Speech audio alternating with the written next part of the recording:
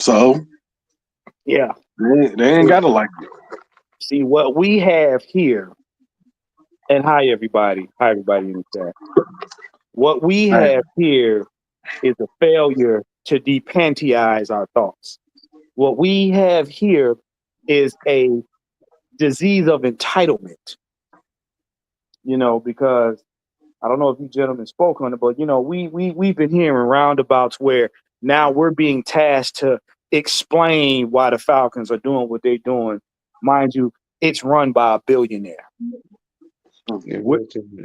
We're, we're being tasked to have to uh, come up with reasons as to why players are being picked over the players that you think need to be picked based on the fact that you got a couch IQ of that of a ball's length. Right. But you want to task me to have to explain smart to you when stupid is the only thing that you can swallow. We not doing that. See, I said 4 months ago that this fan base was going to be upset because Terry was going to be disrespectful in free agency. You've been disrespectful. And the problem that what's going on? What's up, happening, homie? The young knight in the building. Man, I'm so glad to be with my family tonight, man. Jaden, what's up, man? I just want to hear the truth, man. Because you know how the crybabies is when you speak them facts, bro. Oh, okay. Shots fired. Keep going. So basically, we have not yet played a third of the players that we got last year because we had veterans this past season. Mm-hmm. Now, you cannot give an accurate account of what this team needs until you've seen how everybody plays. And sidebar, you goofballs do know that there are some cuts to be made post training camp, pre-game. You can trade a couple of players up to a certain date right before September kicks in, and then we really get into the preseason. Right. The problem with y'all is this. They have to go through training camp. We have to go through the draft. And then they have to see what it is. You have a 90-man roster that has to be in training camp. So a lot of the picks that you see outside of some of the more impactful ones that we have are maybe cuts. And the fact that y'all are literally giving yourselves a wedgie because we get Felipe Franks, put the cereal down. Don't get me started on that. Your nose out the bottom of the boat. Now, before we get too far gone, I'm gonna wrap y'all mind around something real quick before we get too far gone, and it is pertaining to our former team leader who is now a Chicago Bear. Mm-hmm. His goodbye video was very fraudulent. Yeah. It was insincere. It was unsincere. It had no heart in it, and it was written for him. Yeah. You waited an entire almost 2 weeks before you said, "Appreciate the love." Open up a new channel, blah, blah, blah, blah. That right there in itself, to me, is him still having his mad moment. Yep. Me and Aunt had this conversation on, about the reasons I thought to believe, he got up out of here. Excuse me. You know what I'm saying? But that being what it was, bruh, you know what I mean? We loved you for 9 years, for a decade. Yep. We showed you nothing but love. Nothing but love. Yep. Now, to be honest, I think it was either his agent or either his daddy that made him do that. Deservedly so. No matter what you feel about the franchise, don't shit on the fans. You know what I'm saying? The ones that loved you, appreciated you, rooted for you, screamed for you, showed up for you. You know what I'm saying? Got mad for you. You know what I mean? You know what I'm saying? Stood up for you. Yep. When you were the only weapon on defense, getting triple teamed. Exactly. Hey, don't tell some of my dumbass fans that shit. They'll come after your ass. I'm just saying. Pull up. Ain't nobody scared. You know what? You know what? They can sew their face shut with barbed wire. Yep. And walk backwards. Ain't nobody worried about them. See, here's the problem. Like Sam said, it was written for him, not by him. Because when you are an endeared player of a franchise and people have been holding you down, good, bad, or indifferent, you immediately make it your point to say, hey, let me give back to them, even if it's just a small thank you for what they have done for my career. Mm-hmm. Because, sir, you came into this league and not shortly after you was in the Super Bowl. Many rookies will never see that. Mm-mm. You are one of 3% of players that come into the league and end up going into a Super Bowl less than 5 years in the beginning of your career. Yep. You know what I'm saying? And as you entertained everybody and as we paid money, as the fans like to hang their hat on, you have a right to at least address the people that help you make money. And you didn't see that now. You didn't hear him say that not one time, did you? No, Right. because like I said, and I said this about Myles Garrett, this not impacts them, but they had greatness beat out of them. Why? Because that injury. Let me tell you something. When you get injured and you're the staple player of anything, the first thing you begin to think about is your career. Him laying on that bed the year before, being injured, thinking about his career, he had a lot to think about. And when he got out and got on the field this past season, the first thing he thought about was, damn, if this goes right, I got an opportunity to possibly get into another Super Bowl and possibly win it. Mm-hmm. And when Raheem decided to tighten up his capris and take some Orbit's gum and chew it on the sideline and let the rest of the season slip away, that broke him. Yeah. Because in his mind, I don't know when the next time I'm going to get an opportunity like this to go on a run where I could possibly get in the Super Bowl and get a Lombardi, something that my father wasn't able to do. Oh, trust me, he had a gambit of thoughts. Yeah. And the decision wasn't his alone. Trust and believe. Oh, no. You got to think about it.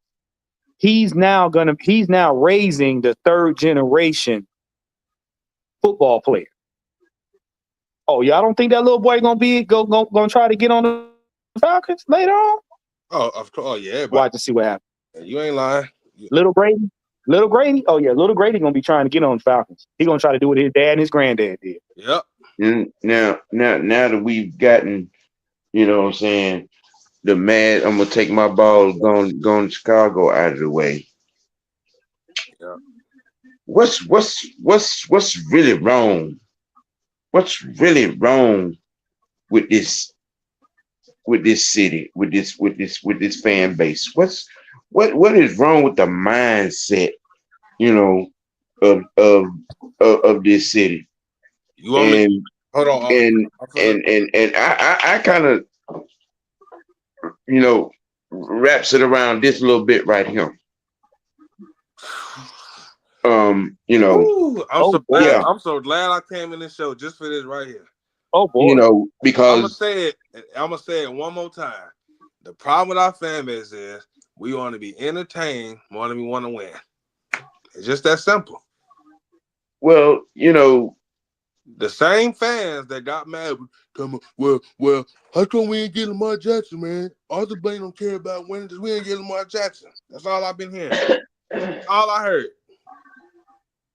Well, here's the thing, and here's my synopsis.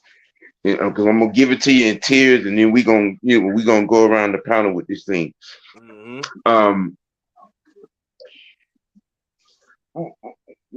There is a disease, and there is a thing that is always done by this fan base Mm-hmm. that has a lot to do with these two guys. Mm-hmm. Now, I'm gonna let Ant answer it first. Why this fan base turned a blind eye to awful black quarterback play?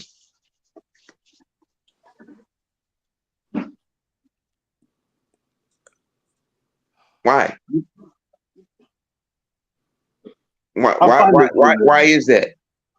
I find it Yeah, hilarious. and I can let you go first. It's hilarious. Now, me and Stan was just talking about this before we got online. That even Mike Vick don't even consider himself a Hall of Famer. Mm-mm. But half of this fan base consider him a Hall of Famer. Just let that sink in. He don't consider himself a Hall of Famer because he know while he was in Atlanta, he was a trash quarterback. Hello. He was a great entertainer. Hello. He was a great entertainer. He put all the butts in the seats. And ain't win a goddamn thing. Mr. Playbook in the trunk. How many NFC championships did we go with Vic? One, and he One. shit the bed in that one. Hello. Keep on preaching to the choir, bro. I'm just saying, bro. I'm listening. The numbers got to speak for something. If you don't want to go by eye test, fine. If you want to be blinded by what he was doing on the field, fine. Mm-hmm. How many championships did he go to while he was here? Donut. He made Brian Dawkins look like he was wearing a Falcon uniform in that game. Mm-hmm. Now, what are we talking about? Now, before you go, Jaden, Mm-hmm. I'm gonna put this up here so I hope it can lead you the way you want to go. Mm-hmm. You know, Vic was never the blueprint that Doug Williams, Randall Cunningham, yep, and Warren Moon was as a quarterback. Yep. Get your thought off. Whew. Ooh. Boy. Take that LU. Well, I'm a youngster, boy. I don't know nothing about no Randall Cunningham, but I know one thing. at least I don't even. Whoo, boy. Y'all about to have me have a brain spot on that one. Well, I'm gonna help you a little bit. All right. You know, because these folks, and I know most of them are young. You know what I'm saying? Those that don't understand the history of the black quarterback position. Mm-mm. You know what I'm saying? And you want to have somebody to look up. You want to have a role model, if you will. Yep. But you will never hear none of these folks out here. You know what I'm saying? You don't hear none of these folks out here, praising and giving acknowledgement to the road that was trailblazed by Randall Cunningham, by Warren Moon, who to this day still holds the overall professional football record for passing yards. How about that? Okay. Now, let me drop another bomb on you. Doug Williams, the only black quarter. You know, I'm just saying, up until recently, Doug Williams won the Super Bowl. Yep. With the Redskins. Yep. As a quarterback. Now, understand that sentence now. As a quarterback. Not a gimmick. Not a phenomenal running athlete, but as a quarterback. Mm-hmm. Randall Cunningham was a quarterback.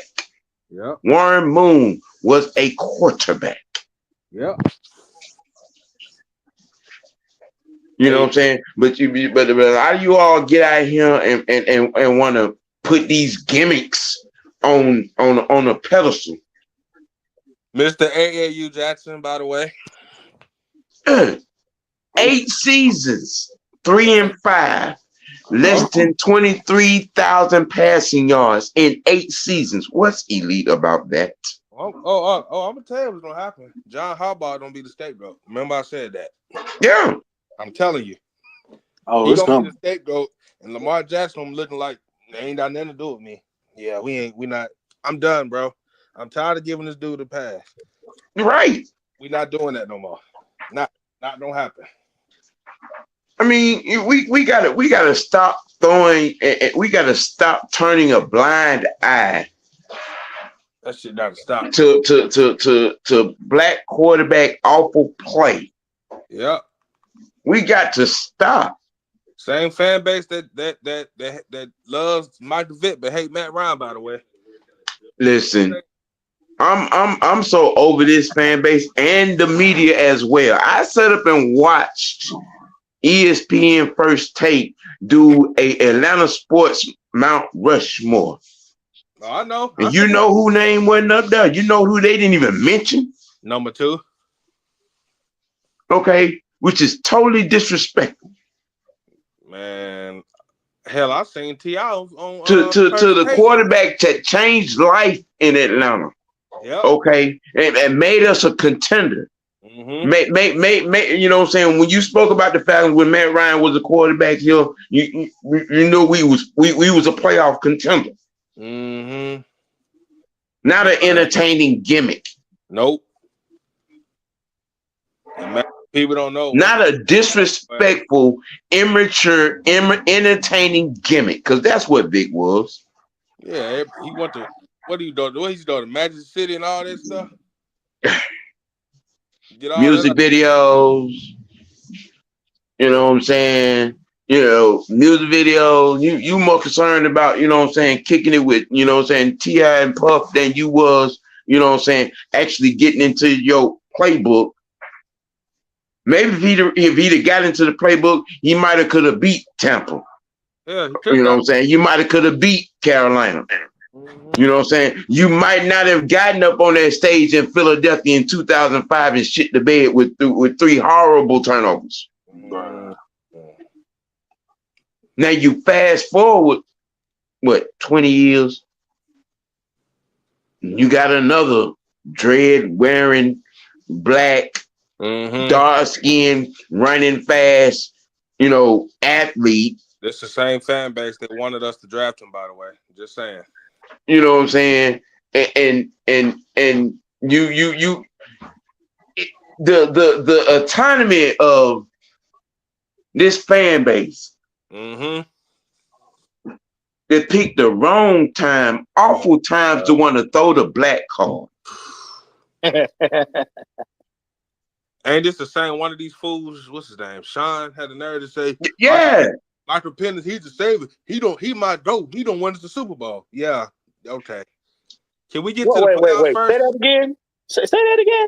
This motherfucker Sean had the nerve to say, Michael Penix, he's the savior. He's gonna win us the Super Bowl.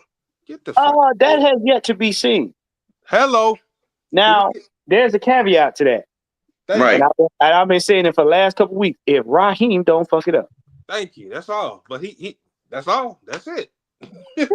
That's it. So I mean, I don't know why people in the fan base got a hard on for Brillo head because I just got one question, bro. What is this hate on Matt, bro? I don't get it. I can tell you what it is. No, I can tell you what it is because I lived through this debacle. Mm-hmm. What it is was, and I've said it again, and fans don't like to hear this.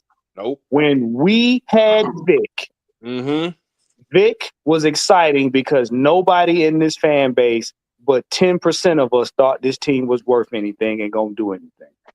And when you do not expect your team to win or be of any caliber of anything, only thing that you can lean on is excitement.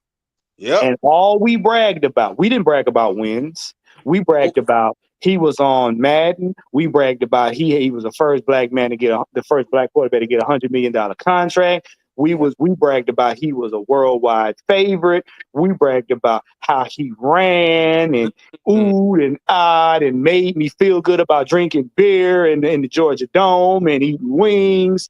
That's what he did. Hey Juan. Hey Juan. I was just telling Sam. I said about AAU Jackson. You know what I was saying? I said John Harbaugh don't be the scapegoat. Remember I said this. Oh yeah. Remember I said this. Now let's flip to Matt Ryan. Vic gets caught up in the scandal. Peter decides if you don't take action, we gonna start trying to get everybody to take the sponsors away from the Falcons. Plus he lied to Blank. So what Blank did what a billionaire would do is he made a business decision. Matt Ryan comes up. He gave that man his $119 million and told him to go the fuck away. Right.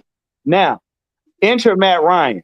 Yep. What did Matt Ryan do that Vic did not do? And it's gonna get painful. Matt Ryan came in. He beat Carolina. He beat the Saints. Okay. but no. We're gonna go back further than that. He came in the game and threw his first rookie touchdown unabated. And that was not supposed to happen. His first pass on the first play. Yes. Yep, I remember that. He threw that, and from that pass, he cemented himself as the dude that could possibly take us where quarterbacks beforehand, well, since 98, could not. And what happened is ever since then, he had been getting better and better. And he had his quirks. People had their favorites. They're going to have them. That's fine. But Matt Ryan came in and he said, hey, I don't care nothing about being excited. I just want to win games. And that was a stark difference from what we were used to. Because why? Now the fans had to pay attention to the painful part. Is this Falcons team really worth winning a game? Really, can it really get there? So now I got to sit here and actually talk about how my team's deficiencies show. Before, it was excitement. It ain't exciting no more. Now everybody talking about wins. Well, where was that same energy when Vic was here? Y'all cared more about being exciting than you did wins. Because I was in the conversations. Well, you know, it's crazy when I said that. Somebody cussed my ass out when I said that. Of course. I get cussed out when I said that. Let me tell you something. And let me tell you something. If you and I smoking weed and I remind you to be sober, you gonna cuss me out too. Because guess what? Being sober means being in pain. Yeah. Nobody wants their high blown with somebody trying to be real. Not now.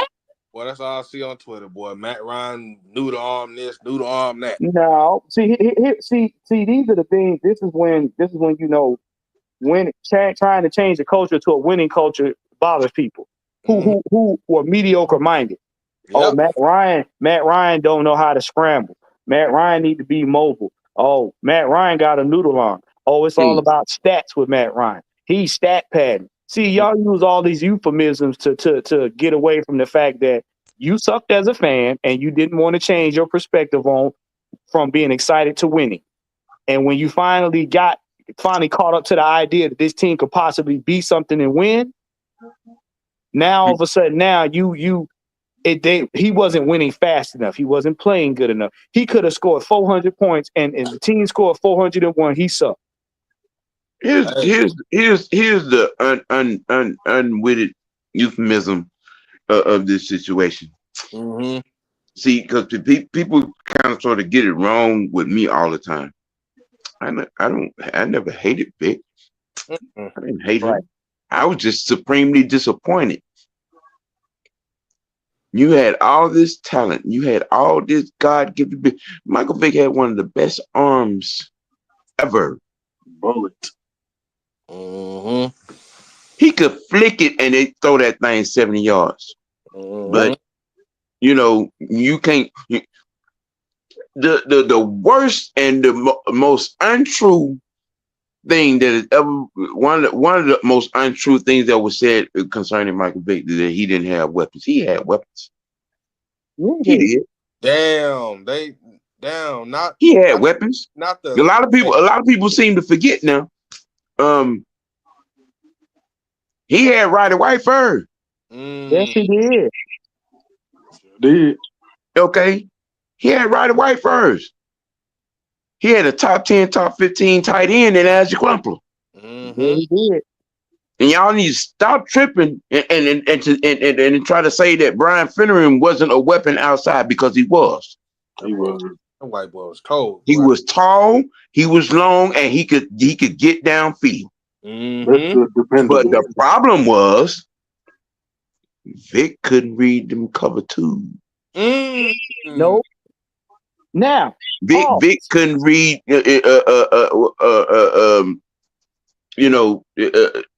zone blitzes. He couldn't read none of that shit.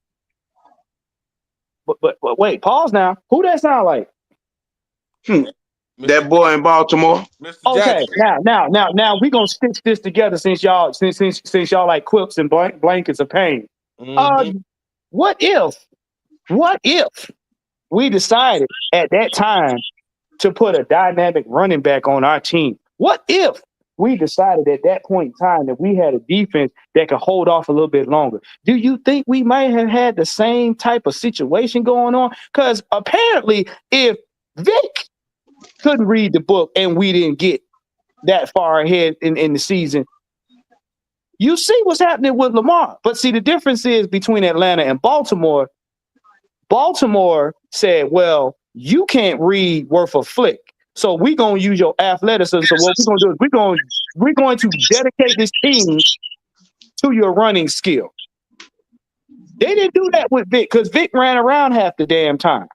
Now, what's gonna happen right here, and I'm gonna lay this alley-oop for Ant.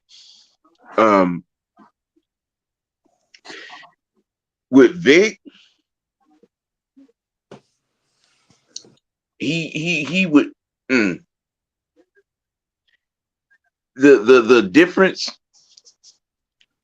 and the sad part is, I say it all the time. If he had started his career here in Atlanta with what he was doing in Philly, I wouldn't have nothing bad to say about him. Zero.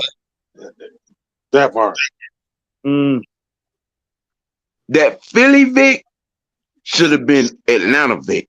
But Atlanta Vic was an arrogant, dumb asshole. Yep. He carried it. Admitted dumb asshole at that. Yeah. Admit it. Yeah. Now, and you can get you a layup off of that, and we going on around the panel with it. Oh, he cheated us, bro. Because we all watched him while he was at Virginia Tech. He was damn good at Virginia Tech.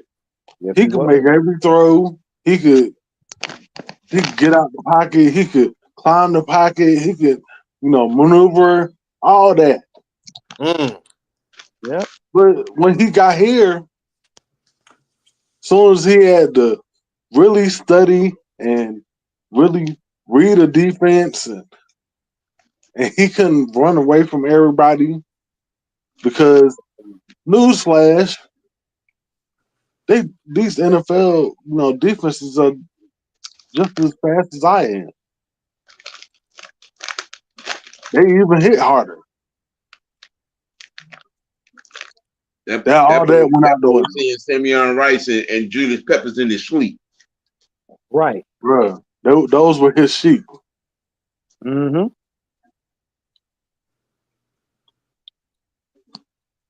Like Sam said, Billy Vick should have been here. Yeah. He cheated us, bro. Oh, but I'm glad you said that, Ant, and I'm glad you threw him the alley-oop. I'm about to kick this back out. That is the reason why fans to this day hang so hard on Vic right now. Because what happened is, while we were dealing with Matt Ryan, and Matt Ryan was getting his foothold in Atlanta, the Vic that we wanted to see the victor we felt we deserved to see was in Philly with who? Andy Reid. See? So not only did you see your favorite beloved player evolve into what he grew up and evolved and had the right backing, Yeah. you were angry because, like Ant said, we felt cheated because that's the Vic we supposed to have. But you got to understand, if that was the case, then Brett Favre should have been a better Brett Favre for Atlanta. If we want to take that route. So you got to understand something. It ain't always where the players start. It's where you finish your career. Yeah. Now I'm gonna give you a alley-oop a little bit, Jalen, because a lot of these folks around this town, around this city, when they speak about big history, they try to rewrite history. Mm. Man, shoot. Especially when they go to tell the Lambeau story. Oh boy. Oh boy. They try to rewrite history. Big took over the game. No, the hell he didn't. Man, I was a 3-year-old. No, he didn't. I was 3 years old when he did it. That was special teams and defense. The damn defense had Brett Favre in a chokehold. Yep. You was seeing ghosts that whole game. Stop. Yep. People don't know this. Matt Ryan always put up good numbers at this Green Bay. Hello. Listen, Aaron Rodgers hates Matt Ryan's guts to this day. Oh yeah. Yeah. Why is that? I want to hear this. Listen, you can't even mention the closing of the Georgia Dome to Aaron Rodgers. No, you can't. You can't. Out. And look, I'm gonna tell you something. That last game that Rodgers really got to win against Matt Ryan, that in his mind where he was laughing, that was his get back. He felt that was his get back because, bruh, Matt Ryan took them draws off of him and went home with him. What you say, Jaden? You were 3 years old. Man, I was a youngster, man. I was a youngster. I'm 25. I'm 24 now. Shit. Yeah, man. Yeah, we were. I was fresh into young manhood then, sir. I was fresh. Right. They don't want me to get me started on this Michael Vick, Matt Ryan shit. They don't want me to get started on that. Well, see, the thing is though, I'm gonna tell you, it started before Matt Ryan and Michael Vick. It started in '98 when Falcons did the unthinkable, which was get to the Super Bowl. That's the problem. See, the blurred line between exciting and wanting to win got blurred in '98. When we got because before then wasn't nobody talking. When you heard Falcons, it was no Lombardi in that conversation nowhere. Hey, don't be like your boy Mr. Walker that got his ass arrested. Ranting every time the Falcons lose because it don't go his damn way. I'm just saying. No. So a tip of time like a 5-year-old baby. Look, it started in '98.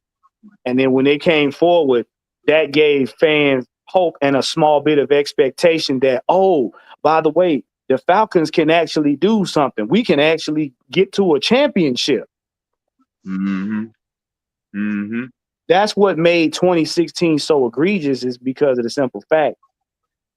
I'm going to tell you something. We knew, the Falcons knew, and the world knew when we had to play, the Broncos? Well, yeah. We already knew what time it was.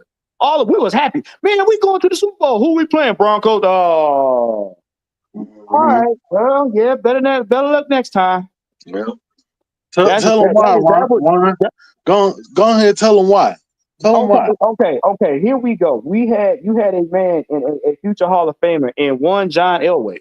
And John Elway was at the twilight of his career, and he was getting ready to how you say, walk out.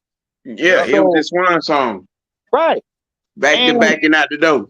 Right. So when he announced he was retiring, And then the Falcons had to find out they was facing him. Oh, we all knew. We was like, oh yeah, nah. Because and the word was at that time, the Vikings versus the Falcons was our Super Bowl. We played our Super Bowl to get to the Super Bowl because we ran up and down Minnesota. Now, I'm gonna back you up there a little bit. I think honestly, I think it was the game before the Vikings. Really? Yeah. Because right then, when we beat San Francisco, I said then we was going to the Super Bowl. You know what? Because of our history with them. When we beat San Francisco, shit, we going to the Super Bowl. I wasn't to be honest, I wasn't even worried about Minnesota. I knew we were going to the Super Bowl when we beat San Francisco. Because I remember that was our mainstay rival for years until they broke us up and put us in the NFC South. Yeah, that was the NFC West. Right. When they created the Panthers expansion team, then they lumped Atlanta, New Orleans, Carolina all in the same Tampa. They just made it geographically correct. That's all. Yeah, that's it. But that had been our rivals for years. So but in my group, my age range, everybody was talking about that Minnesota game was our Super Bowl. But when we heard we was playing the Broncos with Elway retiring, oh man, we knew. We was like, yeah, we gonna pause for the calls real quick and recognize everybody that's tuning in. You got 10 eyes. Can I get 10 likes? Everybody in the chat. Hey, Sonya. Load the boat. What's happening? Mr. Knight, what's good? Always good to see you in here. Mucho, what's happening? Lee 85, what's good? Brian Peoples, nice to see you. Bernard, what's going on, man? What's happening? Always good to get you in here in conversation as well. Let me see that going on. Yeah, that's everybody. Appreciate you all tuning in as always. Much love. I love you people. You know what I'm saying? I appreciate you, you know what I'm saying, for tuning in and getting involved in these conversations and you know what I'm saying, throwing your thoughts out. Yeah, I got a question. I got a big question. What's that? Why in the hell every time it's free agency time when some of our fans don't get the we want, we start crying and moaning like little bitches. That's like a little bitch. Well, I tell you. Let me see. It's about 3 of them. Jazzy Jeff, Mr. White, and what's that white? J.R. Clark, whatever the fuck his damn name is. Freak Falcon, J.R. Clark, and Jazzy, and Sean, Anthony White. Oh yeah. You know, since we that name right there, you know, it kind of TOs me, you know what I'm saying? Because he got the same last name as me. But I got to do this. Okay, Anthony, you threw a pacifierless temper tantrum about Felipe Franks. Yep, okay, well let me answer it. You know what I'm saying, for you and a lot of you. Felipe Franks is a Swiss Army knife. He's an outstanding special teamer, backup fullback, blocking tight end. That works on any team. That works on any team, my guy. So I hope that answered the question that you tweeted out there. You know what I'm saying? Why does it make sense? What good is it going to do? Signing Felipe Franks tells you that we're going to be doing a lot of running of the football. Sam, I'm going to concede right now. I'm trying not to have a migraine relapse today, so I'm going to spell it out because it ain't even a question. It's the same blatant caucasity that this man displays every time. You don't get tired of being wrong. You coming up on 5 wrongs in a row. I mean, at some point you might want to sit this one out. But since you want to keep on talking, who are you to sit up here and demand anything from anybody? And see, since you called out our Falcons content creators, Yeah, I know he we're not did. gonna put He did. we're not doing gonna put ourselves in a box. But since you opened up your pie hole and decided to pour a raw cereal in it without milk, I'm going to address it. Who are you to demand anything? Do you know your $300 anything ain't even a blip on Blank's radar? He thanks you though. That's number one. Do you not realize that none of us have charge or any reason to explain anything to you that you can't look up on Google? It's called homework, goofball. Ah, You really think that we are supposed to sit up here and explain simple to you when you can't even open up your phone, break your code, look up Google, and understand why the Falcons are doing what they're doing? If we have to sit up there and explain common sense to you, you might want to stop being a fan and you might want to get some help. hey Juan, Okay? he got the marbles in his brain. No, no, no, no, no, no, no, no. no. No, no, no, no, no, no. At this point in time, It's possible. it's boiled dick meat. Oh yeah, his Because I'm sick and tired of y'all entitled ass, non-homework having, non-research doing ass, lazy ass so-called customers calling yourselves fans, having hissy fits with your thongs on backwards, expecting us to explain common sense to you, which we've done many times over. Can we It's address? not too many. Look, how many more ways can I tell you the recipe for water? If you don't understand it by now, you're not going to get it. No, you're not. And stop crying to everybody on every platform for every little thing. If you want Trey Hendrickson, if you want Trayvon Walker, if you want the players you want on the Falcons, Madden will let you have it any day of the week. And like Sam said, you can take off the restrictions and have it. This was Mr. But Hey, this was Mr. Jazzy Jeff said, y'all. He said, "What the fuck happened to this fan base, man? We can't even speak the truth anymore about players without being called a hater. You have Paul, to like every move the front office makes. You hey, got to be wait, Jay, hold up, pause right there, because I want to address that. Go ahead. What truth, sir? What truth? You mean the delusion that y'all coined truth? Because see, let's cut it out. Y'all got this faint disease mentality that I'm going to tell my truth. No, what you're going to do is tell a perspective that's attached to a narrative that you hope people believe is the truth. So we're not going to come on here and call shit a chocolate sundae. Nope. We're not going to do that. That's our problem. But when I addressed it there, he said, "Nah, motherfucker, I'm a passionate fan. You can't tell me what the fuck to say." Let me tell you something.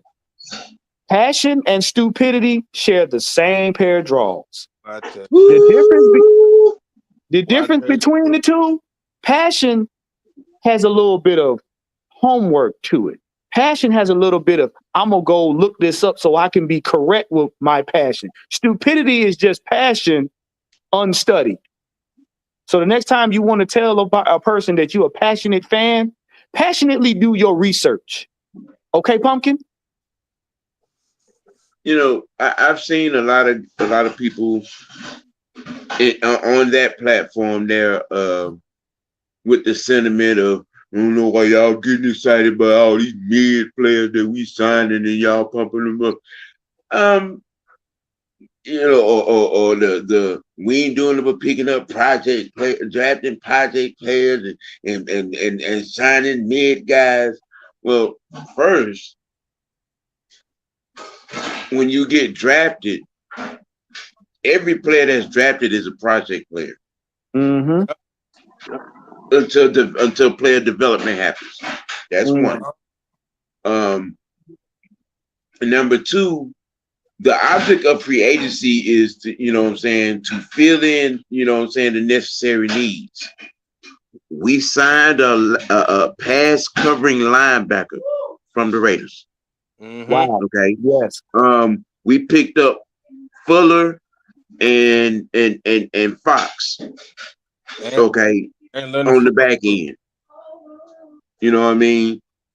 And then then you add in, and I'm using it because I still think that he's gonna come back, you know what I'm saying, strong. Trice, even though we don't know what he's gonna be coming off that injury. But we got him coming back, we got Hitman coming back, We got a lot of young guys that we didn't play last season that we're gonna see this year. Okay. But see, that ain't y'all mindset. Y'all got that Madden thing going on. I can tell a lot of y'all play Madden. I can tell by your mindset. Because you think we supposed to throw a super team together. We supposed to go out and spend $350 million in free agency and bring, all the big names here. I know that's what y'all be doing. You turn the salary cap off and trade restrictions, be making all these wild ass trades and getting all these star players on your damn team. To get your team overall up over 90 because you want to cut the corners, what I'm saying? To bend the corner around player development. I know a lot of y'all be playing Madden and don't go in practice mode with your team. Nope. I can see that mindset. That Madden microwave mindset. Well, that right there, you can't turn the trade restrictions off in real life. You can't turn the salary cap off in real life. You cannot dismiss player development in real life, people. In real NFL life, you can't. You can't get around it. The process, you have to live through it. You have to work through it. You have to sit through it because player development has to happen. Yep. Hey, what's the player name that just signed to the Eagles? Ojulari, yeah. And what does Mr. Freak Falcon say? Oh, Terry didn't do this. He need to be fired.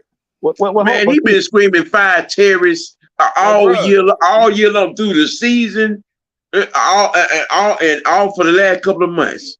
Okay, but Mr. Freaky, you know what I'm saying?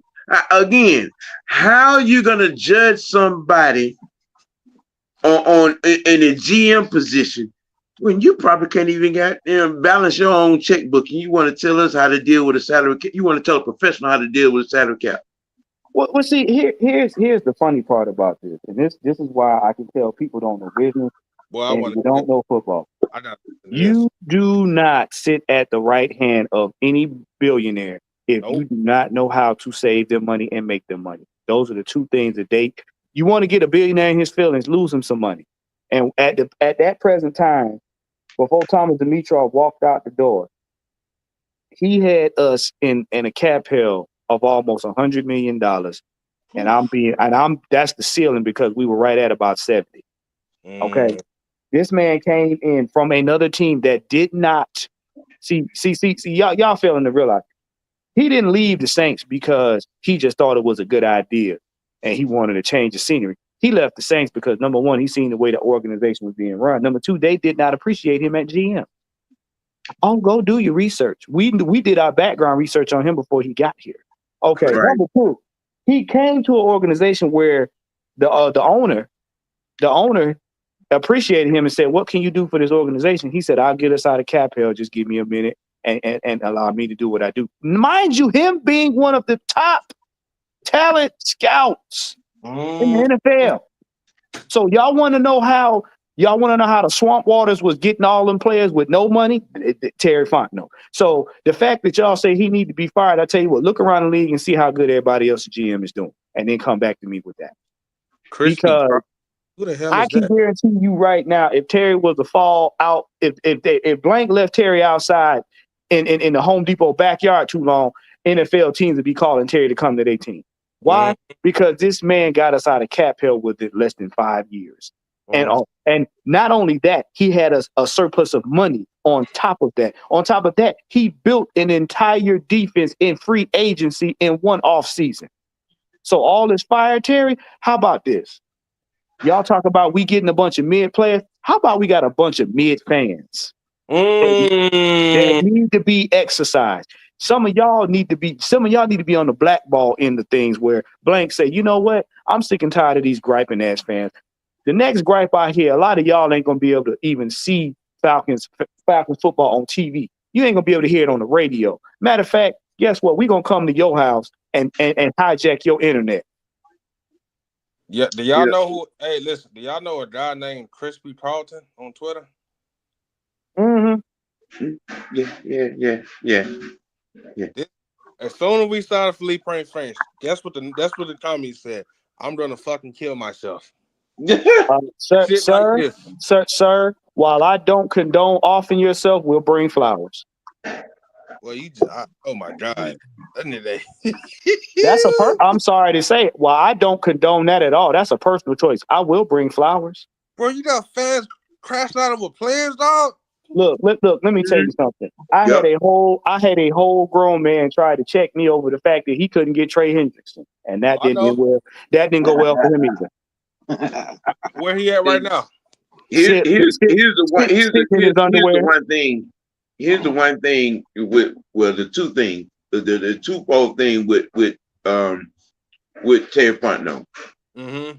And when you go around and you have conversations around the league, you know what I'm saying, with these executives, and it's been said because it was said about 5 weeks ago in a conversation on NFL Live, when you going around the league and you bring up Terry Fontenot's name, and he's regarded as a top 3 scout in this league.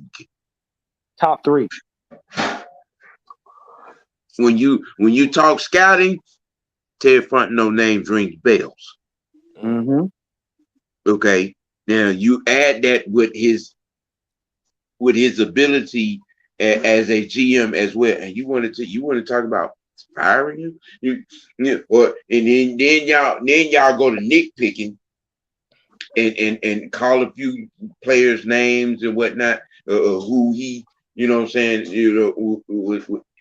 brought in or drafted.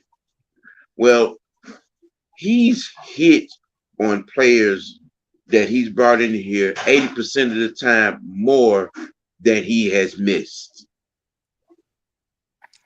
Say that again. Say that again now. He has hit on 80% of the players that he's brought in here more than he has missed. Don't tell the retards that. Well, wait a minute. No, but because the retards will be the ones that always saying, "Well, we got too much talent on this team to be playing." And listen to that. We got too much talent on this team to be. Yeah, because see, this is what happens, and listen to me clearly. This is what happens when you count your letters and spell your numbers. I'm gonna say it again. This is what happens when you count your letters and spell your numbers. One, you're suspended from social media activity for the next week. Because the fact that you coming out of your mouth saying we have too much talent on this team and you're still complaining, where is the problem? Mm-hmm. That's like me saying I got too much money, but I need to be broke. I got too much money to do what I'm supposed to do with, so it's a problem. Is this one of them fools that said, well, if he trade Kirk Cousins, Terry Fontenot ain't getting none of my criticism no more. Get the fuck out of here. Yeah, he said that. Get the fuck. Let me ask you a question. How many years you claim you've been a Falcon fan? He said that. And how many years did your criticism even matter? Wait. Now, because ding, ding, ding, ding, ding, ding, ding. That comment, that tweet right there, got Mr. Anthony White, Sports TW of the Week. Yep. Ta-da! That's the dummy of the week right there. I was gonna go another direction, but when I came across that right there, I'm just like, bro. I don't know who's worse, him or Jazzy Jeff. But wait. I don't know what I'm talking about. You know what I'm saying? It's amazing how I put the notion out before the Trey Hendrickson thing even hit, and I hit all 3 times. And now you still cry. You went to 5 different people on Twitter, to include 2 content creators, to try to plead your case. And guess what? Nothing happened. Freak Falcon, Sean, and Mr. Jazzy, them 4 letters right there. Hey, don't forget J.R. Clark now. Yeah, him too. Look. Let me tell you something. Ain't nobody paying Santa Claus no attention. He better be getting them presents ready for December. Ain't nobody paying Santa Claus no attention. Yeah, y'all know. So he showed drinking Bud Lights while doing videos. We know that. Right. You sitting Look. over here. You sitting over here trying to emulate the Bush commercial. Bush. Talking about For all of you all out here doing all this whining and complaining, and you're gonna whine and complain your way into missing to what's actually going on. Yeah. All right. We filled needs with the players that we have signed. Because again, personnel is not the problem. Nope. Ladies and gentlemen, personnel is not the problem. Nope, it's not. Okay. Now y'all have heard me say this many a times. I have no faith in Homer Simpson and Uncle Jesse. AKA Dr. Chicklet. I have no faith in Homer Simpson and Uncle Jesse, aka Raheem Morris, Homer, Jeff Albright, Uncle Jesse. I just none. Just none. The talent on this team is not the problem. It's coaching. It's coaching. Don't say but that. like I said in this short last week, y'all are trying to scapegoat Terry Frontno for Homer Simpson. Boy, I tell you. Boy, you know what I'm saying? You want Terry Frontno gone for coaching reasons. Hey, Juan, let me ask you a question, man. Ain't GM's job on the field, or are they up top? I'm glad you asked that question because I know that's where my brother Sam was going. Yeah. When the last time you seen Terry Fontenot pick up a clipboard and stand down there and chew gum? I'll wait. Second thing, Raheem Morris. Mm-hmm. Raheem Morris. Good old Captain Chicklet. Man got a mouth like a picket fence. Mm-hmm. Got capris and glazed ankles. Mm-hmm. Had the NFC South in the palm of his hand. Yep. And twerked the games away. We literally had so much lead on the NFC South. All we had to do was not fuck it up. And he chewed his gum until we had no lead left. But you know it's crazy. You know what they say? Y'all just hating on Raheem Morris. Yeah. Well, see, let me tell you something else that most people don't realize. And Sam and Ant definitely gonna be able to get with me on this. When is the last time Race won a game or a championship? I'll wait. And I ain't talking about track either. Yeah. See, this the problem when y'all come to us when y'all bellyache and complain. See, I know how to read. I know how to write. Yep. I don't use my alphabets for numbers. Mm-hmm. I don't do reverse braille. Okay. Basically, if your linebackers can't cover, you bring your safeties close to the line of scrimmage because your DBs have enough speed because they cover all game. Your linebackers are really supposed to catch and contain when your front seven is supposed to get home. See, they're supposed to terrorize the quarterback. The linebackers are supposed to make sure that the running backs or wide receivers don't, they're supposed to keep that line of scrimmage to where nobody slips out and is able to make a play downfield to where your DBs gotta cover.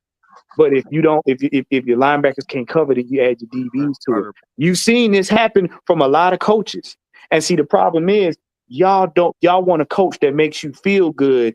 Y'all want a coach that's going to twerk on the field. Y'all didn't want a Bill Belichick. Y'all didn't want a Rex Ryan. You know what I'm saying? Y'all didn't want any of that. Y'all didn't want structure. Y'all wanted strippers. Say this loud. Say this loud right here. Say this loud right here, Sonya. Say that loud, girl. You say that Having loud. all the talent on your team doesn't mean anything if you have a stupid ass head coach. Yep. Sonya, that is the mic drop of the night, man. That is the mic drop of the night. Because Arguably the greatest coach of all time, and Bill Belichick said that all the talent on the world on this team cannot out talent bad coach. so, and let me break it down to you for the Super Bowl that we saw. If you put Raheem Morris on Kansas City, they become a 4-12 team. Damn. If you put Raheem Morris on Philly, not one Georgia defensive player will make a dent in any other team. If you put Raheem Morris on Detroit, Detroit goes back to its former self. And I'm talking about Matthew Stafford. Now, Georgia Texas boy, I'm seeing you a little serious here, and you make it because that's what they do. That's what they think.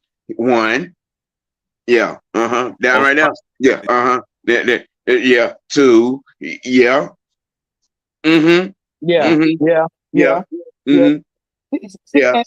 I'm glad he said that. I'm glad he said that because I've been saying this. If a man comes out and I hold a man to his word. If a man comes out and says, "I've changed," you have seen what works on the team. Because even though Jeff Ulbrich probably didn't get it right, he saw Robert Saleh do it right. So him being a linebacker, if you focus him on what he's good at, he should be good at it. See, here's the problem. Raheem is not a defensive tackle guy. He is a DB guy.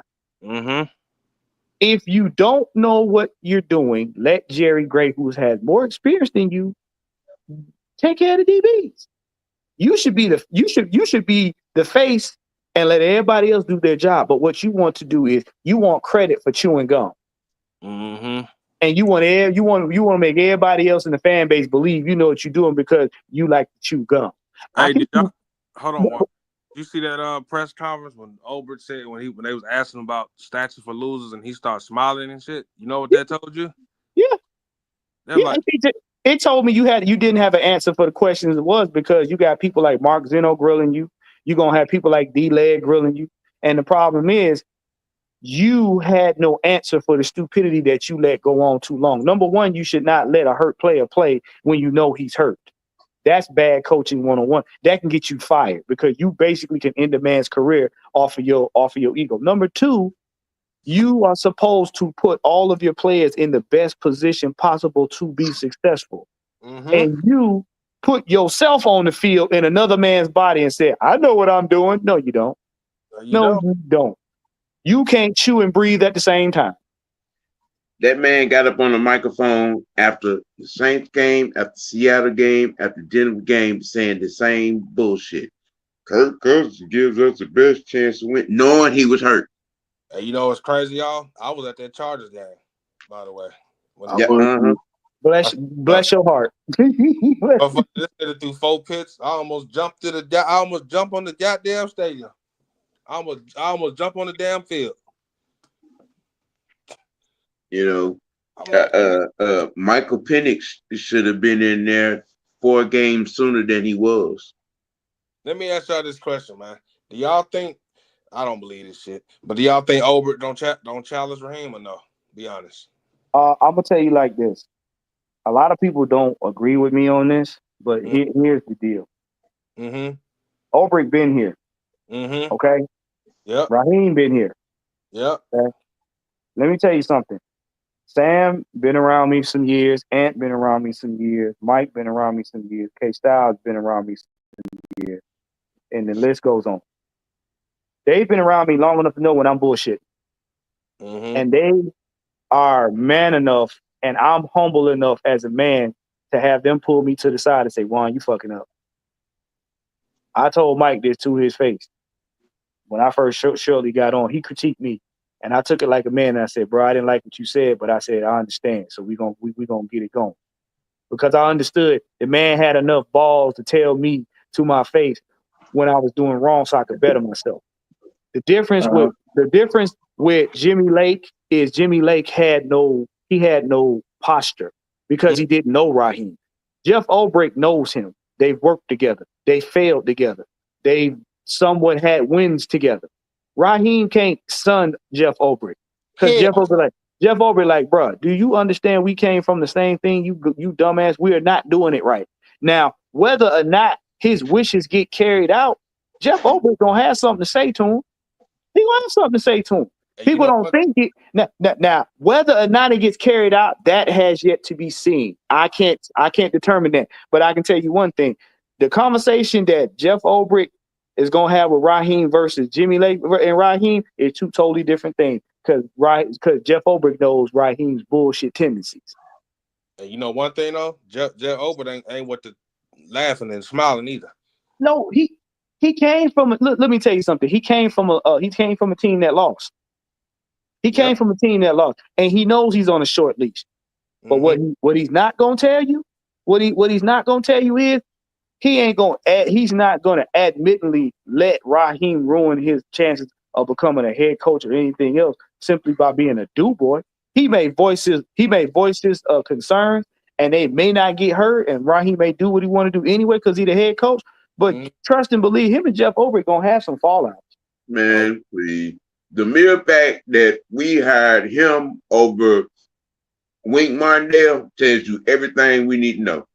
Yeah. Now that's not to say Raheem. That's not to say he like I said, he gonna say something. That don't mean it gonna stick. But yeah, Wink Martindale would like Raheem, you don't sit your young ass down somewhere. Shit, he would have sit like a quiet. He would have sit there like one of them boys in church. I'm gonna put it to you like this. If Jerry Gray had the wherewithal and wanted to be a head coach right now, Jerry Gray in his position can tell Raheem Morris to shut the fuck up. Even though he assistant head coach. Because he's got more experience at DB than Raheem will have collectively. He got more experience on his one hand than Raheem got all the chiclets in his mouth. You ever notice you don't really hear Jerry Gray saying too much why he don't have to because he knows what he knows. I'm gonna say it again. I'm gonna say it again. The fact that we hired Albrecht, to me, is the reason why Grady Jarrett is in Chicago. Now that I can agree to. I can agree with that. I can agree to that. I mean, you know, that I think that combined with probably a few other factors, but I think that was the main one. You had a chance to get a Hall of Fame defensive coordinator in here, and you hired Uncle Jesse instead. Yeah.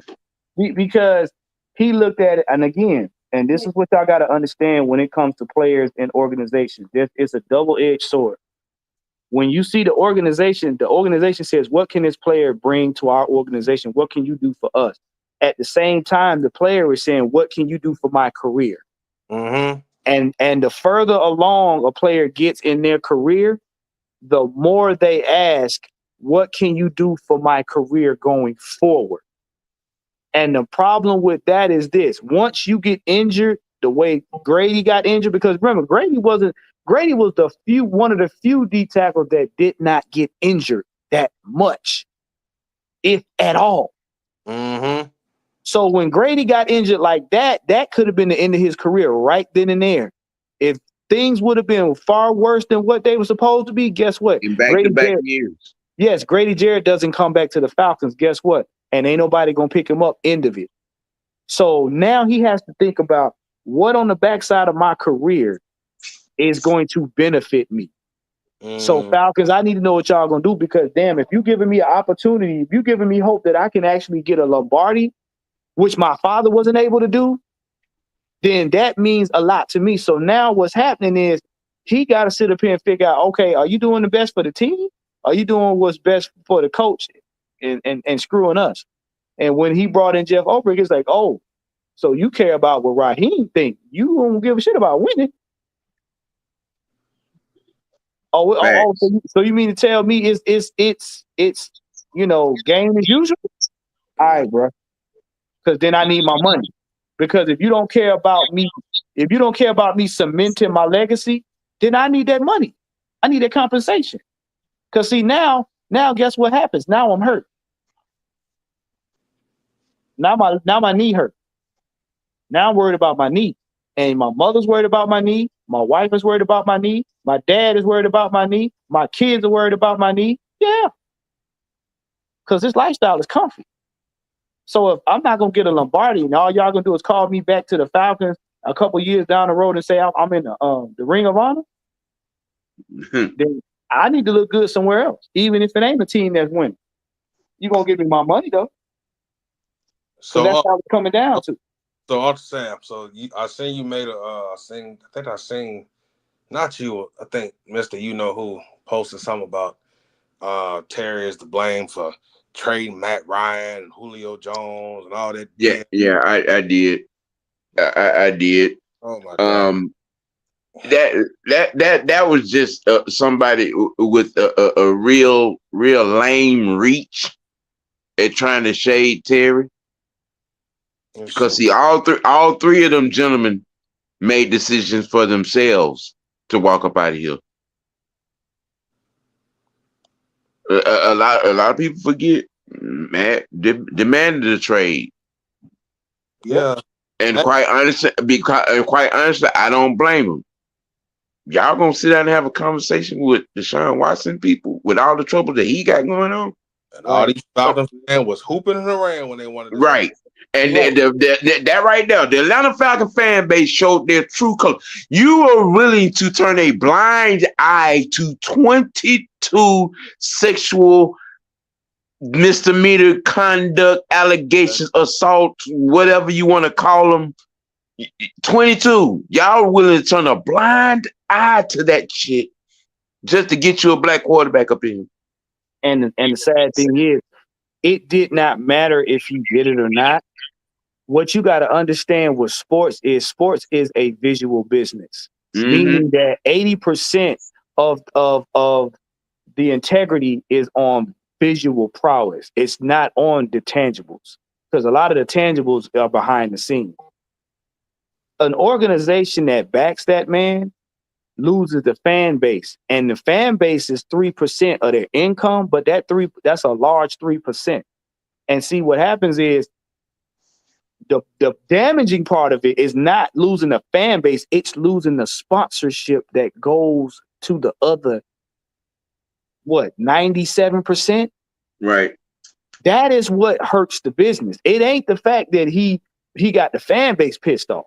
It's these businesses are tied to isms, colorism. They're tied to sexism. They're tied to politics. They're tied to individual intangible things that people hold dear, that will say, I don't want to invest in your business. And you lose money. You lose contracts. When you lose contracts, guess what happens? Your fan base and the money that you would have for your team, you can no longer generate. Ain't this the same fan base that was happy as hell when he was leaving? Yeah, but see, here's the deal though. You got to include Matt Ryan in stuff like that, because if that dude is your franchise quarterback for that time, you have to let him know we're considering conversations with him. This is not a determination on how we feel about you. What they didn't do that. They said, we're going to talk to their people, and regardless of whatnot. And then Matt Ryan, again, Matt Ryan had a hole in his hand the previous season. He had given his all. Guess who had that conversation with him? Sarah. See, y'all got to understand, these guys are not making these decisions for themselves. People in their camps is like, bro, you see what they're doing to you? Well, they're not taking good care of you as a person. And you know a wife, her weight is heavy when it comes to these players. Babe, I don't think they're doing right by you. We can find a place elsewhere. The minute she tells him I'm good with moving and we can find another place, oh bro, he pretty much out the door. Because he ain't got to hit her mouth if he make that move. Hey, didn't Sarah go off on somebody for talking about her husband? Yeah. Boy, this is what, she man, look, out, boy. Because you got to understand something. She's at home or at the game with the boys, watching her husband get his brains beat out every game. For a team that could easily draft old linemen that could protect him, for a team that could easily draft players that on defense that could ease his burden. Every time a quarterback got to carry a team on their back, they get bludgeoned. Why? Because somewhere in the trenches there's a deep deficiency, and he's getting beat up. Teams with quarterbacks that just manage the game, they win a lot more often. Why? Because the quarterback don't have to play hero ball. Hey, don't forget, Juan, when he lost that Super Bowl, he was getting a whole bunch of death threats on his page. But see, that was misguided death threats, because we all know that the Falcons were screwed by a coach that already had a job before the fourth quarter. But we don't want to talk about that. Matt Ryan did not lose the Super Bowl. Right. Don't tell us. He did not lose. He did not lose the Super Bowl. I'm gonna tell you something right now. Single-handedly, Matt Ryan was winning that Super Bowl without anybody's help. But the problem was there were powers that be that said nope. You went from blitzing every damn play, having Tom Brady running for a damn life, to blitzing only 3 times in the second half. Let that sink in. And who was calling the plays in the Super Bowl in the second half? What, on the defense? Yeah. that man that's in Washington. Everybody keep praising. Oh, Washington, he don't get us the Super Bowl next year. Yeah, okay. But here's the deal about that. That's when you pick your ego above the welfare of the team, and you trick off a championship for mere control of being in another space for more money. Because guess what? Had you won that Super Bowl, you would have been. Here's the deal: he could have went somewhere else anyway if he'd have won that Super Bowl, because everybody would have been calling for him. Why? Because he's a Super Bowl winning head coach. That's the problem. But you took the good old boy system versus winning and becoming a household name all over again, because they guaranteed you what you probably weren't going to get until maybe a year after you won the Super Bowl. Exactly. That's it. So you tricked it off. Well, and hey, don't forget, y'all, when we was pursuing Deshaun Watson, as soon as he went to Cleveland, all these fans was mad as hell, crying and bitching. See, the thing, and this is the thing. This is the thing I have to tell people. We didn't pursue him. We inquired about him. Yeah, these motherfuckers, boy, they was about to. We couldn't pursue him because, first of all, okay, y'all got to understand the reason why Cleveland gave him that contract. The reason why Cleveland gave him that contract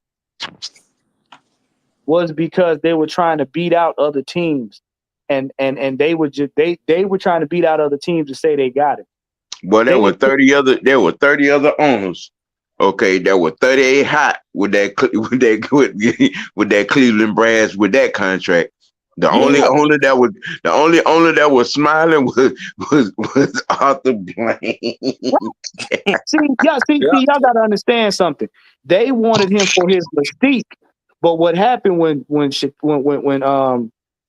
Cleveland paid that money, and it wasn't the fact that they paid him that money. They paid him that money, and it guaranteed. Right. Yeah. When they guaranteed that contract, he pissed off every. When he pissed off they pissed off every other owner, because why now you done set the bar high for their quarterback, and they knew, damn, now I got to sit up here and deal with this man's agent, because now he gonna want more than the shot. Yeah. And the Falcons, the Falcons, once again, in my opinion, fleeced the whole NFL not getting him. Yep. They fleeced the whole NFL not getting him.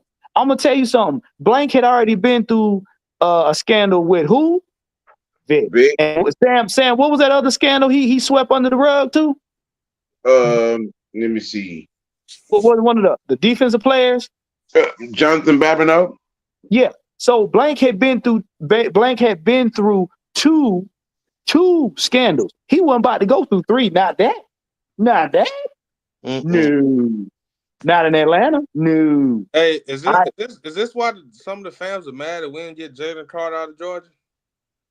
Yeah. No. Well, yeah and no. Yeah and no. See, I talked with somebody too about that, and Sam, correct me if I'm wrong, but we told y'all a long time ago, just because you are playing a certain way in college does not necessarily mean it translates to the NFL. And I'm going to say this again.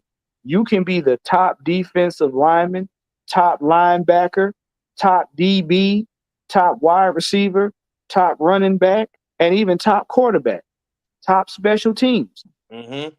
You're playing against your peers who are teenagers who don't have no responsibilities, if any.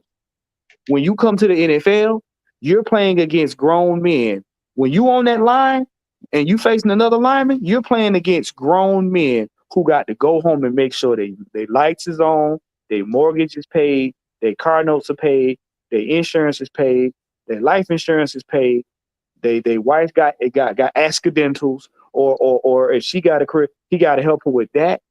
He got to take care of extended family members and everything else. Guess what you got to do? Only thing you gonna do, you get to the league, is buy a car, buy your mama a house, and buy you a house. That's it. You ain't got no kids. You ain't married. You ain't got all these bills. And if you do, your accountant handle that. Don't forget. Half our fan base got mad when we took Kyle Pitts over you know who. Yeah. Because the thing is, what did all them Georgia linemen do when they first got to Philly? Did they make an immediate impact, or did it take time? Took time.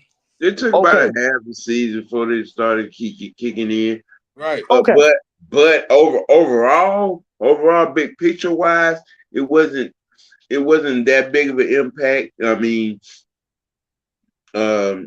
Smith came in the league hurt. Jacoby Dean, he had to work his way out the practice squad to get time. I mean, but this the stuff that these Philadelphia Bulldog fans don't add into their narrative of the conversation. Mr. White, not you, Mr. White, the other Edric, not you. I'm talking about that one. But see, and then not realizing that it was only one Georgia Bulldog player that was the last man standing, doing something, making an impact on that defense when they won the Super Bowl. See, what y'all got to understand is continuity and chemistry is what makes a team great. So you can pile a bunch of athletes on there you think going to be good, but nobody escapes the rookie process. Everybody going to have to develop, but everybody's not going to get it the first year, and everybody's not going to get it at the same time.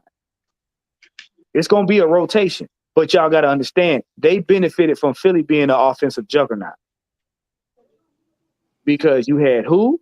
You had Saquon Barkley. That offense was top 3 in the league at time of possession. Thank you. So what were they defending? They got on the field and scored on the defense damn near every time they got on the field. So their defense was rested.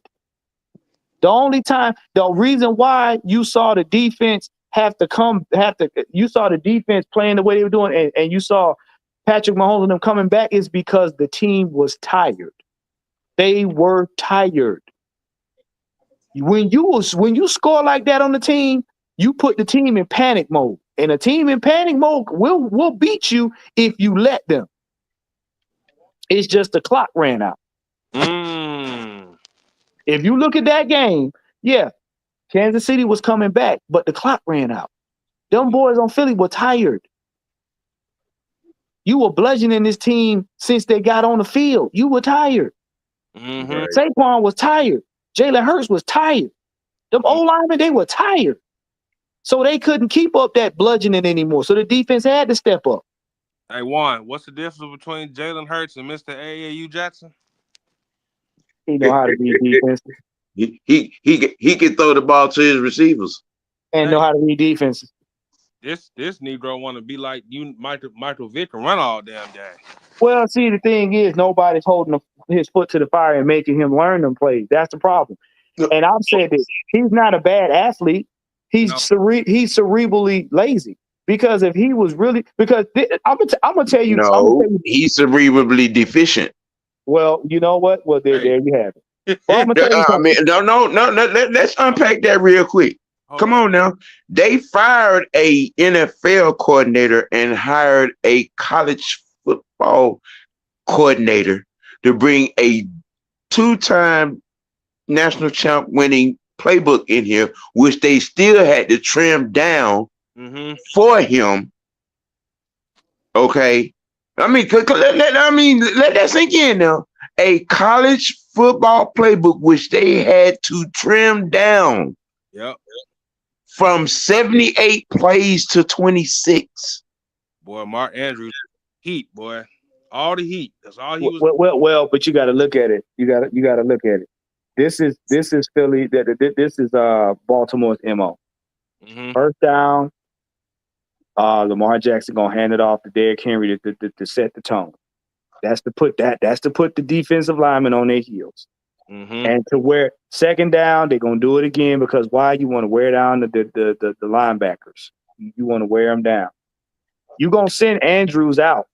Yeah. Third down. You third down. You. Well, I'll say second down. You may throw it a little bit, but then you gonna give it to Derrick Henry again. When you get in the end zone, when you go first down, second down, third down, run the ball, and then you get third down, you get a first down. You're gonna run it. So then what happened is that next first down, he gonna run it for a first down. Then you're gonna give it back to Derrick Henry. It's gonna be him and Henry till he get to about the 10-yard line, between the 13 and the 10-yard line, and then he gonna throw it in the end zone. They do that every game, every time, all season. What the hell did they sign DeAndre Hopkins for? A decoration. Because they signed them other ones just in case Mark Andrews is being bracketed.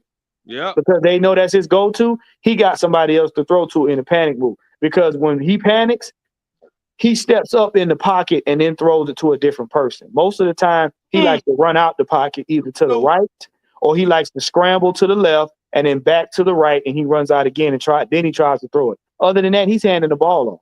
Am I wrong, Sam? Am I wrong? But you know what's crazy? When number 2 was getting whooped in the playoff, he was getting all the heat, wasn't he? Yeah. But I told people when they acquired Derrick Henry, I said, "Oh, y'all think y'all slick." Derrick Henry was nothing but a distraction, so Lamar Jackson have an excuse to run. Boy, I tell you, boy, I'm telling you, Sam knows. Hey, Sam, what you say was gonna happen? 3 and what? 3 and 6. Hey, Juan. Yo. Remember? Because I'm telling you, it's don't happen. Oh, well, yeah, because see, now what you're doing is with the advent of D-Hop and a couple more players. See, the more wide receivers you put on that team, the more you tighten the noose around Harbaugh's neck. Because guess what happens? You can have them wide receivers, but D-Hop is the kind of player where he want the ball. He gonna have a problem with not getting the ball and losing games.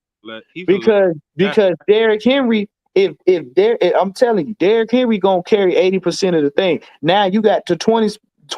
You got to split up between Andrews, D-Hop, and whoever else they got online. Guess what happens? If you don't win games in the critical moments, your quarterback is gonna get blamed for it. If he's not making the right decision, next thing gonna go is they gonna blame Harbaugh because they're gonna be like, "Bro, you not making that dude do his job." So let me ask y'all this question, man. Who did they blame in the playoffs against Buffalo last year? I'm listening. Andrew. And was he the reason they lost? Nope. Y'all might think it is, but nope. Because here's the deal: they showed a video where Andrews dropped the same ball in the same position in the same situation, and guess what? Both of those situations had in common. It was a low thrown ball, and Andrews had to augment his body to try to attempt to catch it. And what was Lamar Jackson's weakness his rookie year? He couldn't do what? The common denominator in all 5 of those current losses, Lamar Jackson turned the ball over 2 times. Wow. But what did the media do? Did they even call him out or hold him accountable? Well, he needs some help. He needs some weapons. No. He needs to be put into the position that he could play in. That's running back. But I mean, that's another Oprah. That's a whole nother Oprah. Well, see, yeah, because if you look at it, Lamar Jackson ain't learning, and they're not gonna make him learn. They're not. They're not gonna make him learn, and he ain't learning. That's the whole point.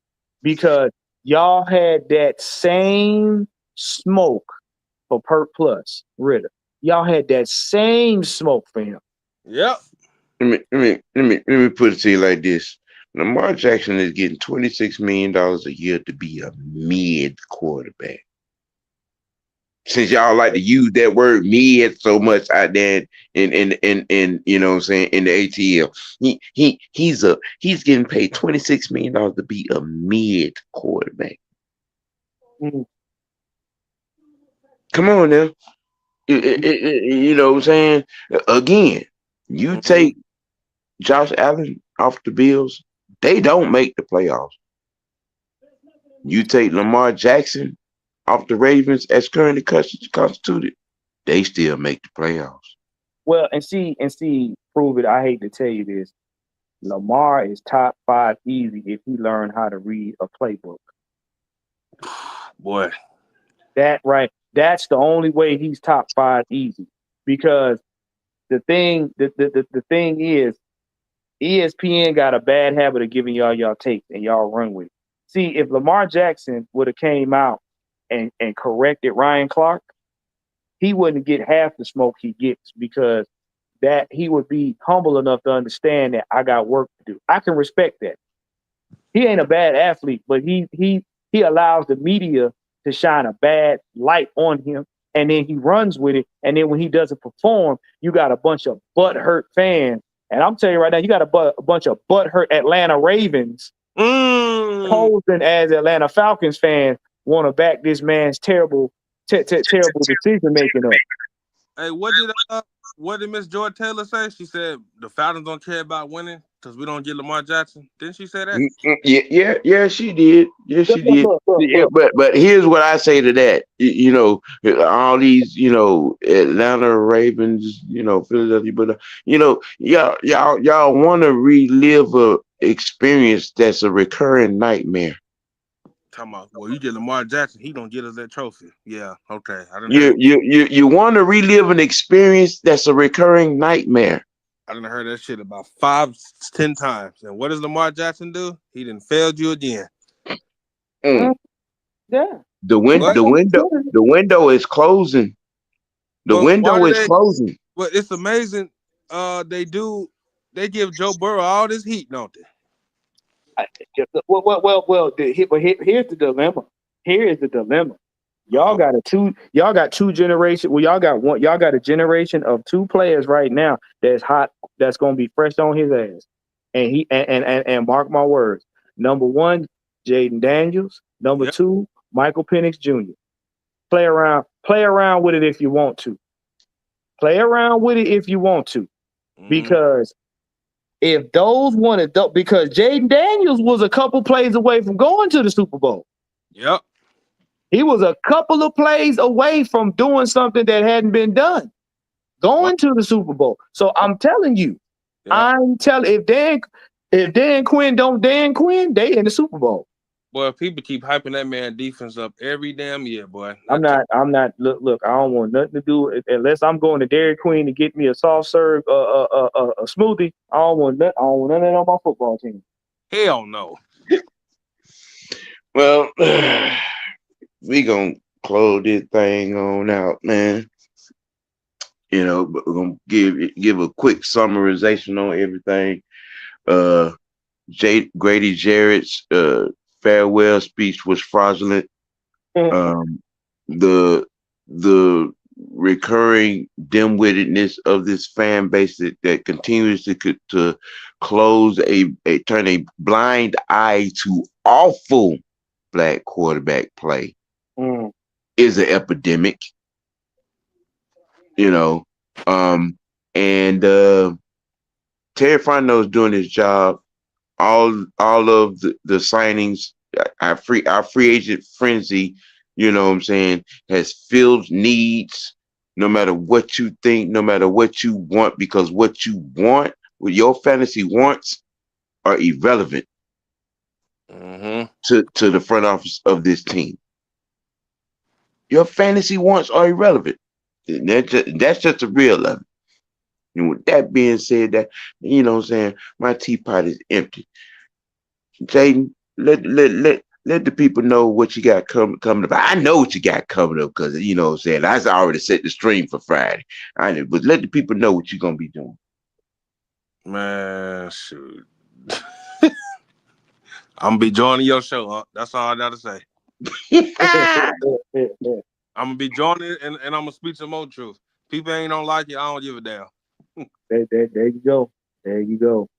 Hey, y'all keep on the lookout. I got something good coming from the young knight. Well, I can't wait. I'm about to tell it all. I'm about to spread it all. So, Mr. White, I appreciate you for allowing me to come on this evening, sir. And how you say, spill some tea, drink some tea, and sip it. Yes, all sir. At the same time. Yes, People, sir. check me out, man. Y'all make sure y'all like, share, subscribe to OG Sam. Check me out, Mr. Tactician 78 on YouTube. I will come with the shorts that will make your hair stand on it. But make sure y'all tune in to the ATL Sports End Game, 9:15 Eastern Standard Time. Man, I'm telling you, we gonna finish this up because best believe there's gonna be some more foolishness. Shout out to my young brother Jaden, man. Hey, bro, I appreciate you as always. And Sam, I appreciate you for coming on. Hey, appreciate you guys for tuning in. Sam, Mr. Wyatt, go ahead and take us out, sir. Yes, sir. Y'all know it. Y'all know it, man. You got to keep it man. You got to keep it real, and most notably, you got to keep it real with yourself. Let your next choice be your best choice. Hey, man. For Wicked Witch Sports T, we out, y'all. Later.